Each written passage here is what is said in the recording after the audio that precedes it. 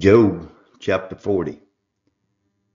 Moreover, the Lord answered Job and said, Shall he that contendeth with the Almighty instruct him?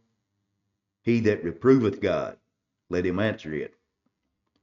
Then Job answered the Lord and said, Behold, I am vile. What shall I answer thee? I will lay mine hand upon my mouth. Once have I spoken, but I will not answer. Yea, twice, but I will proceed no further. Then answered the Lord unto Job out of the whirlwind and said, Gird up thy loins now like a man. I will demand of thee, and declare thou unto me. Wilt thou also disannul my judgment?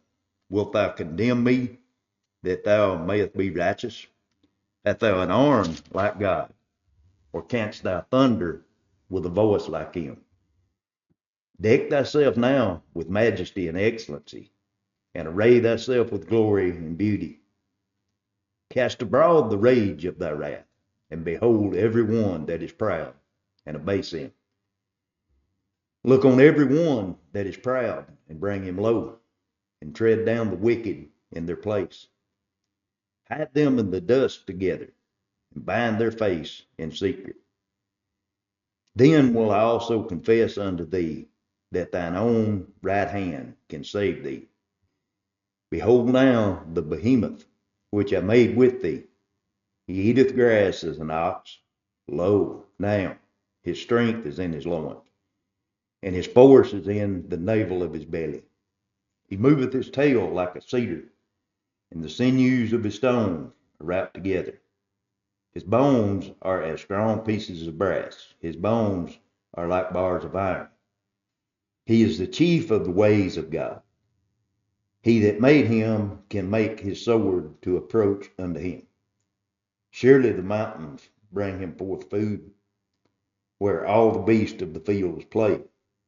He layeth under the shady trees, and in the covert of the reeds and the fens. The shady trees cover him with their shadow. The willows of the brooks compass him about. Behold, he drinketh up a river, and hath not. He trusteth that he can draw up the Jordan in his mouth. He taketh it with his eyes, and his nose pierced through snares. Job chapter 41. Canst thou draw out Leviathan with a hook, and his tongue with a cord which thou lettest down? Canst thou put a hook into his nose, or bore his jaw through with the thorn? Will he make many supplications unto thee? Will he speak soft words unto thee? Will he make a covenant with thee? Wilt thou take him for a servant forever? Wilt thou play with him as with a bird, or wilt thou bind him for thy maidens? Shall the companions make a banquet of him? Shall they part him among the merchants? Canst thou fill his skin with barbed iron, and his head with fish spears? Lay thine hand upon him. Remember the battle. Do no more. Behold, the hope of him is in vain. Shall not one be cast down even at the sight of him? None is so fierce that dare stir him up.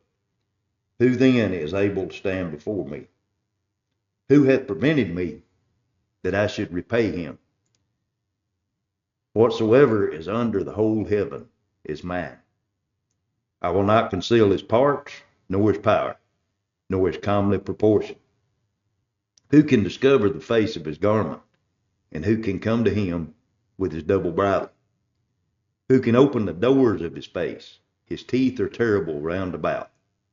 His scales are his pride, shut up together as with a close seal.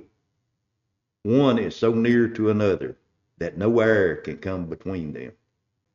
They are joined one to another.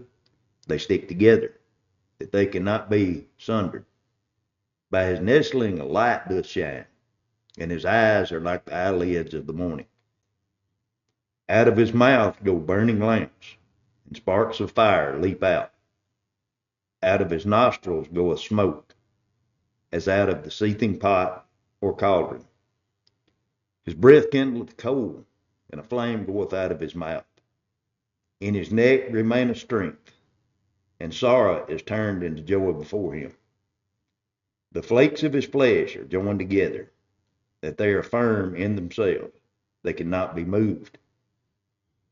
His heart is as firm as a stone, yea, as hard as a piece of the nether millstone. When he raiseth up himself, the mighty are afraid. By reason of breaking, they purify themselves. The sword of him that layeth at him cannot hold. The spear, the darts, neither the habergeon. He esteemeth iron as straw, and brass as rotting wood. The arrows cannot make him flee. Sling stones return with him in the stubble. Darts are counted as stubble. He laugheth at the shaking of the spear. Sharp stones are under him. He spreadeth sharp-pointed things upon the mire. He maketh the deep to boil like a pot. He maketh the sea like a pot of ointment. He maketh the path to shine after him. One would think the deep to be hoary. Upon earth there is not his like, who is made without fear. He beholdeth all high things. He is a king over all the children of pride. Job chapter 42.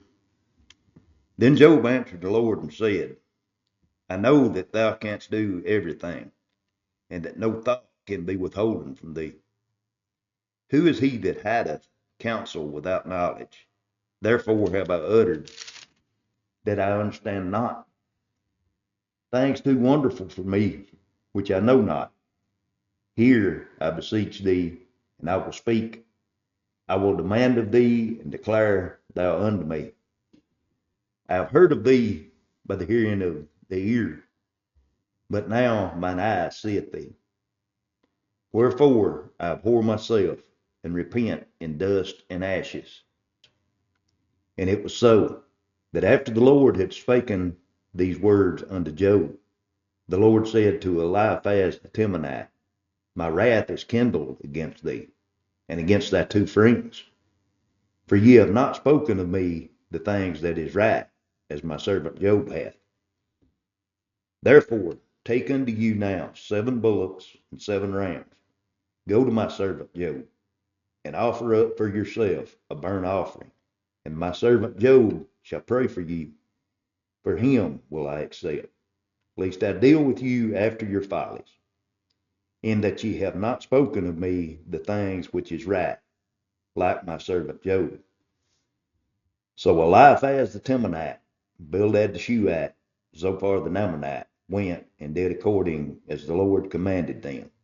And the Lord also accepted Job. And the Lord turned the captivity of Job when he prayed for his friends. Also the Lord gave Job twice as much as he had before. Then came there unto him all his brethren, all of his sisters, and all they that had been his acquaintance before, and did eat bread with him in his house.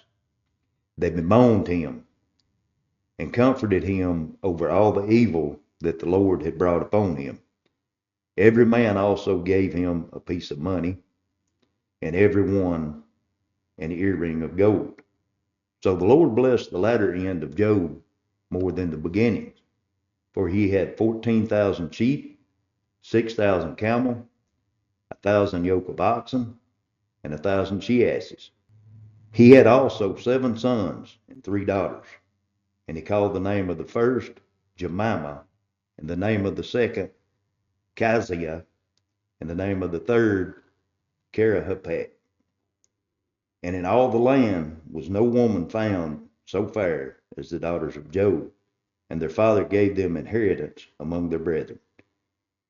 After this lived Job 140 years, and saw his sons and his sons' sons, even 4 generations. So Job died, being old and full of days.